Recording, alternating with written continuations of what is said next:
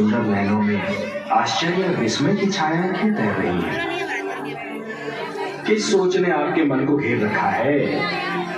कुछ नहीं विश्वेश्वर, यही सोच रही थी कि यदि चित्रकार के बनाए चित्र को कोई बिगाड़ दे तो क्या उसे तनिक भी चिंता नहीं होगी? महादेवी, मैं आपकी बात समझने का प्रयास अवश्य कर रहा हूँ, पर समझ नहीं पा रहा हूँ। रेणुका अपने पति को कष्ट सहते देखकर व्याकुल हो उठी थी। वो सहस्त्रार्जुन के पास इसी कारण गई थी कि उसके पति और परिवार की यातनाओं का अंत हो जाए। उसे विश्वास था कि इस प्रकार वो सहस्त्रार्जुन के मन में लज्जा जगा सकेगी और अपने पति को उसके आतंक से छुटकारा दिला सकेगी। परंतु अब मुझे लगता है कि उसका विश्वास किसी संदेह की धारा में बहने वाला है।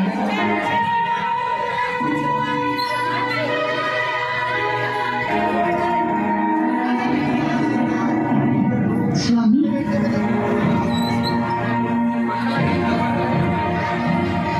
कहाँ थे तुम? आप तो जानते हैं स्वामी। जानता तो मैं बहुत कुछ हूँ,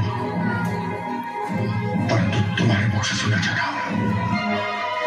स्वामी, मैं जानती हूँ मुझे थोड़ा विलंब हो गया है, किंतु विलंब नहीं, पूरी रात बीत चुकी है। मैं क्षमा चाहती हूँ स्वामी,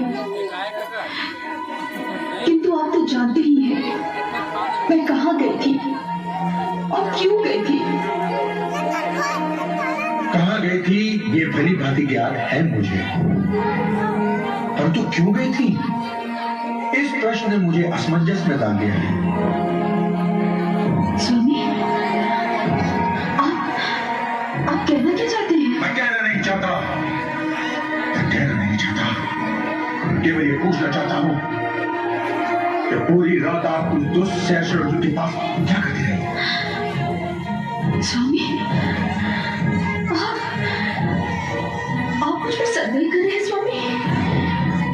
ये मेरे प्रश्न का उत्तर नहीं है।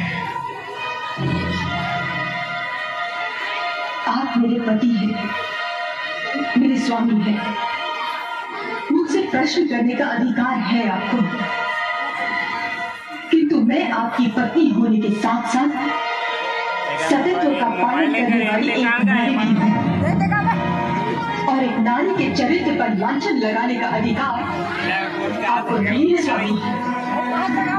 मैं चाहती तो आपके हर प्रश्न का उत्तर दे सकती थी, किंतु नारीत्व के सम्मान की सौगंध आप नहीं देंगे। तो फिर तुम भी सुनो, मैं ये बताने की आवश्यकता नहीं समझता कि मैं क्या करना चाहता हूँ और क्यों करना चाहता हूँ।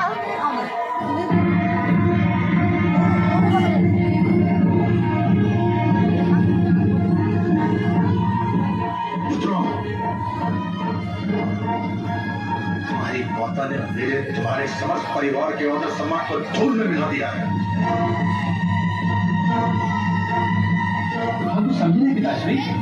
समझने की आवश्यकता भी नहीं है, आवश्यकता केवल इसकी है कि समस्त संसार ये जान ले कि ऋषि के परिवार के आदर सम्मान को धूल में मिलाने वाली स्त्री को क्या दंड मिलना चाहिए। पुत्रा, मैं तुम्हें आदेश देता हूं कि जाओ और अपनी माता का सिर इसी पल उसके धड़ से अलग काटो।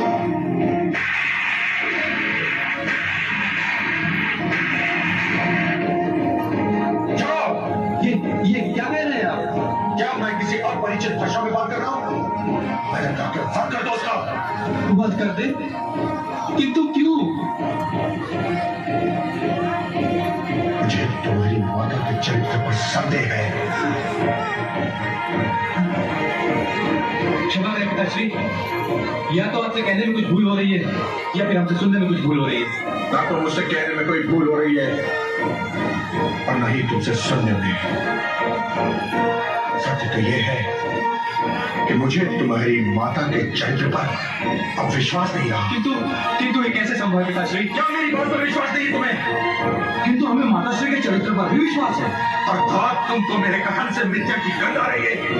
जी पिताश्री, किंतु हमारी रगों में दौड़ते रक्त से आज भी माताश्री के मातृत्व की सुगंध उठ रही है, और ये सुगंध हमें बताने के लिए पर्याप्त है कि ये मातृत्व एक चरित्रवती स्त्री का है। दूसरे शब्दों में तुम चारों मेरे आदेश को नकार रहे हो, अपनी मर्यादा का उल्लंघन कर रहे हो, पाप कर रहे हो। तुम लोग अपराध किया है तुम चारों ने, और इस अपराध के लिए मैं तुम लोगों को जीवन भर क्षमा नहीं करूंगा।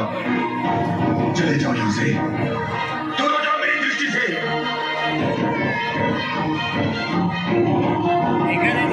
राम भगवान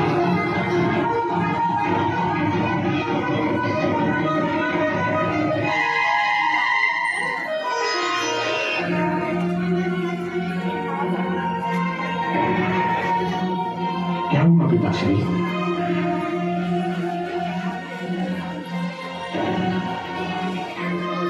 मेरे चारों पुत्रों ने मेरे आदेश का तिरस्कार किया है। मेरे अग्रजों ने आपका तिरस्कार किया? क्या किया उन्होंने पिताश्री? मैंने उन्हें कुछ करने का आदेश दिया था, परंतु उन्होंने नहीं माना। जीवन में पहली बार मुझे ऐसे अनादर का अनुभव हुआ है। मुझे तो अपने आप में लज्जा आ रही है। पिताश्री, मुझे खेद है कि मेरे अग्रजों ने आपको दुख पहुंचाया, परंतु अब तो मैं आ गया हूं। आप मुझसे कहिए, मुझे आदेश दीजिए कि आप क्या चाहते हैं। आपका आदेश तो भगवान का आदेश है, पितृदेवो भव। और यदि तुमने भी मेरे आदेश से असहमति प्रकट की तो? पिताश्री, मैं असहमति क्यों प्रकट करूंगा? आप आदेश देकर तो देखिए, मैं आपके आदेश का अवश्य पालन करूंगा। मुझे वचन दे दो पुत्र। पिताश्री, वैसे वचन की कोई आवश्यकता है तो नहीं, किंतु यदि मेरे वचन से आपकी सांत्वना होती है तो मैं आपको वचन देता हूं कि आप जो भी आदेश देंगे, मैं बिना कोई प्रश्न पूछे आपके आदेश का पूर्णतया पालन करूंगा। चिरंजीवी भव पुत्र, चिरंजीवी भव। आज तुमने मुझे वो प्रसन्नता दी है जो किसी भी पुत्र ने अपने पिता को नहीं दी होगी। किंतु अब तो बता दीजिए पिताश्री कि आपका आदेश है क्या? स्वामी, मुझे क्षमा कर दीजिए स्वामी, मुझे क्षमा।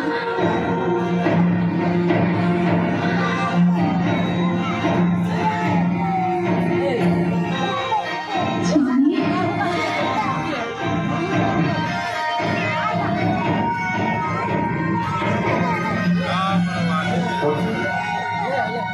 कहीं भावना की धार में तुम बह तो नहीं गई ना?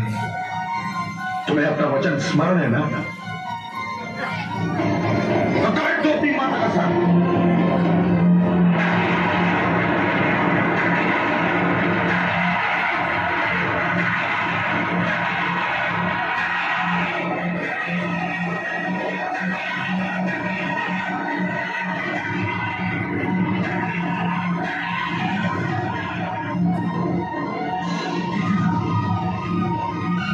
मेरी आज्ञा का पालन करने में इतना विलंब क्यों? काट दो अपनी माता का सर।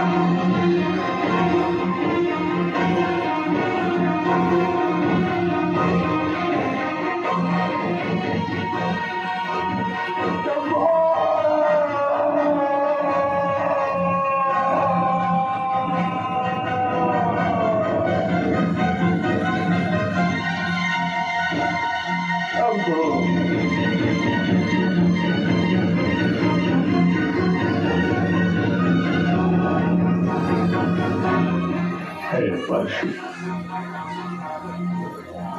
तुझे मैं अपने गुरु शिव शंकर का दिया हुआ वरदान समझूं या अपने दुर्भाग्य का प्रतीक? तुझे मैंने पाया था मानवता के शत्रु सहस्रार्जुन का वध करने के लिए। तुझे मैंने पाया था अपने माता पिता के शत्रु सहस्रार्जुन का वध करने के लिए।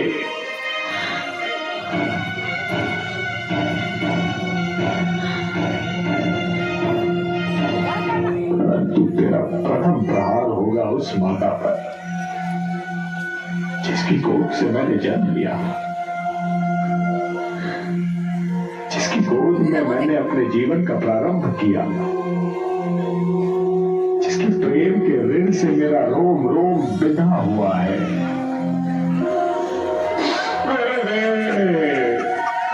हे शिव शंकर, हे समस्त देवी देवताओं, हे समस्त ऋषिगण, आप सब साक्षी रहना कि मैं केवल अपना वचन निभा रहा हूं, केवल अपने पिता की आज्ञा का पालन कर रहा हूं।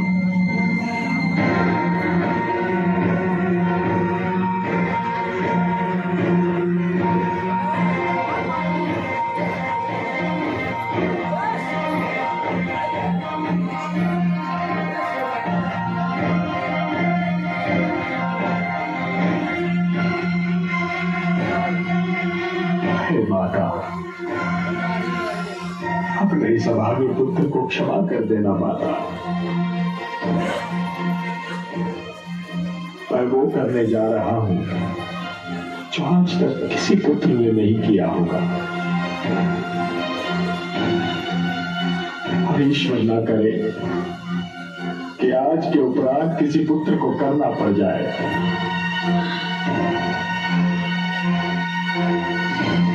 क्षमा माते, क्षमा माते, क्षमा माते।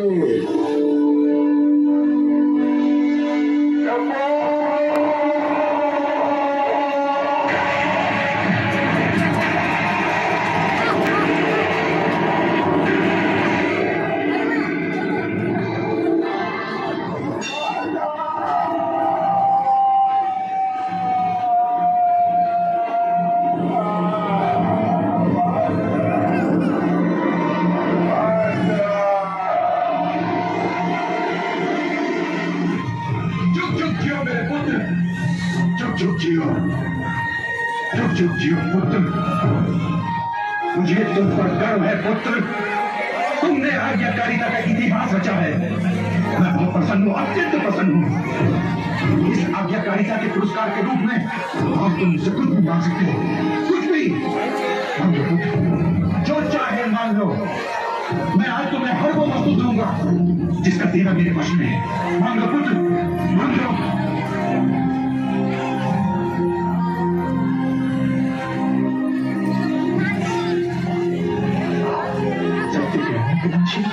क्या मैंने जीवन में कभी असत्य कहा है पुत्र? क्या चाहते हो?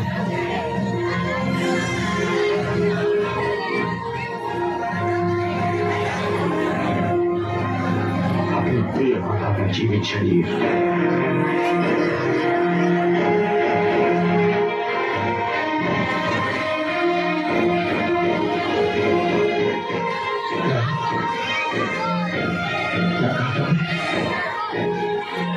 मेरी जीती जाती माता दे दीजिए। चुप क्यों पिताश्री? मैंने आपको आदेश पालन का वचन देने में एक क्षण का भी संकोच नहीं किया था। आप अपना वर देने में इतना संकोच क्यों कर रहे हैं? मैं संकोच नहीं कर रहा हूं पुत्र, तो सत्य तो यही है कि मैं श्रद्धा के लिए तैयार नहीं था। मुझे समझ में देर लगी थी पुत्र। तुमने मेरी आज्ञा का पालन किया और मुझे ये भी नहीं पूछा कि आज्ञा क्या है। तो फिर मुझे भी पूछने का अधिकार नहीं था कि वर का वचन देने से पहले कि पूछ सकता कि तुम क्या मांगोगे। मैं वचन बोल चुका हूं पुत्र, और तुमने तुम्हारे पुरस्कार से वचन नहीं करूंगा।